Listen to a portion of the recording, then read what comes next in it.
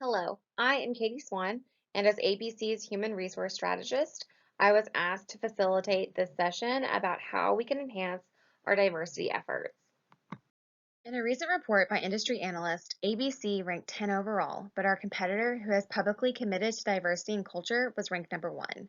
This is why we are all here, is to talk about how we can improve ABC's diversity and culture. It's a leader's ethical responsibility to protect employees and tend to their concerns. Most organizations have 4 generations of employees working together. According to research, diverse organizations have an advantage over their competitors because an organization is composed of a variety of perspectives.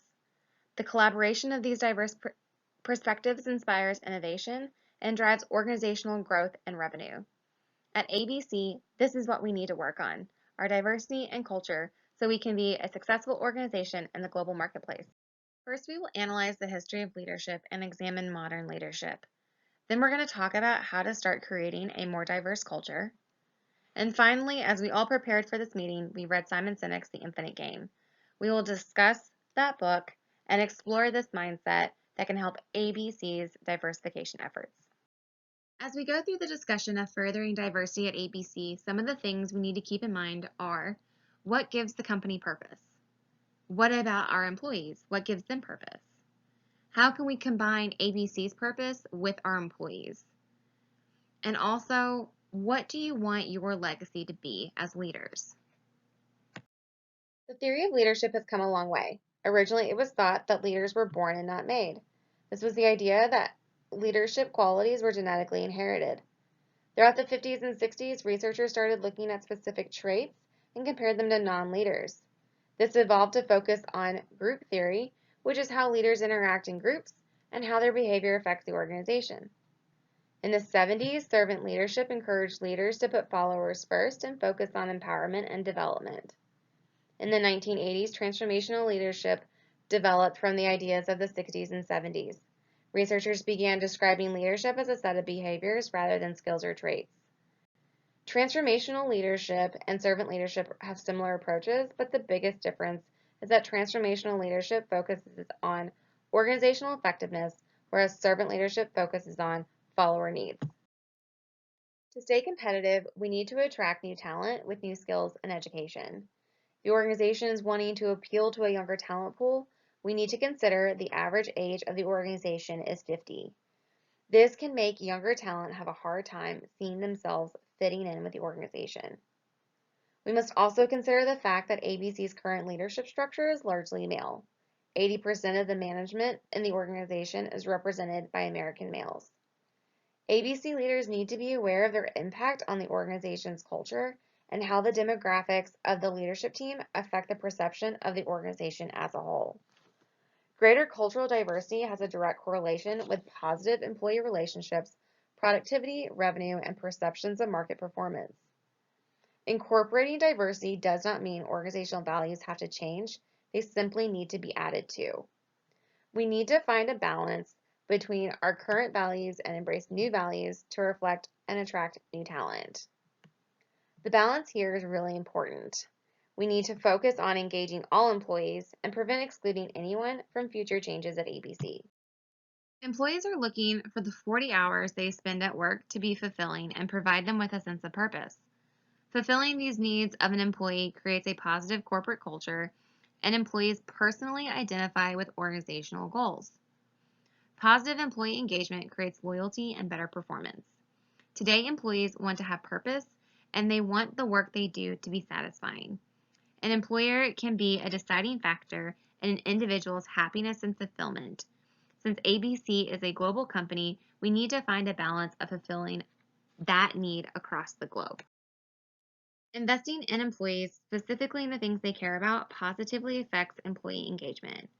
Kumar and Pansari describe employee engagement in 5 dimensions: employee satisfaction, employee identification, commitment to the organization, employee loyalty, and employee performance. The characteristics of millennials align with Kumar and Pansari's 5 dimensions of employee engagement. Preparing for millennials in our organization will allow us to prepare for the next generation, Gen Z, before they enter the workforce.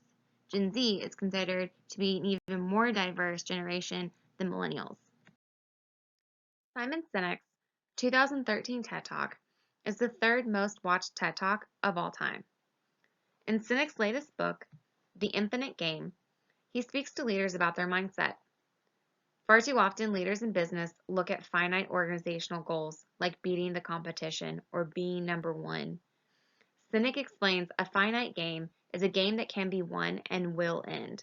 There are rules, and only so many people can play.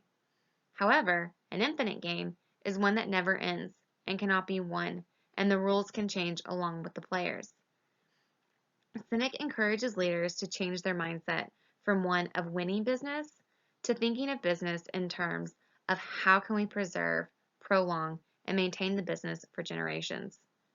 For ABC to implement new diversity standards, we can prolong our business to prepare for future generations. Sinek talks about organizations having a just cause, which is defined as a specific vision of a future that does not yet exist. Sinek describes the 5 standards of a just cause as it stands for something, it's inclusive, it's service-oriented, it's resilient, and it's idealistic. Embracing diversity in an organization goes beyond policy. It's in the actions of the organization. Transformational leadership is a change leader mindset, meaning that the leader has the ability to transform the thinking of their followers. Sinek adopts a servant leadership mindset. He states, if I'm a leader, I must intend the primary benefit of my time, effort, and decisions goes to those I lead. He explains the servant leadership mindset mirrors a just cause because the primary beneficiary of the cause is someone other than the organization. The belief in something other than profit is how it wins people over. Look at Tom's The Shoe Company. This organization has been very successful with their one-for-one business model. Tom's connects the consumer to charity giving, and even children know their shoes help other children. This creates a lifelong customer loyalty, and this mindset is an infinite mindset. How can an infinite mindset be created here at ABC?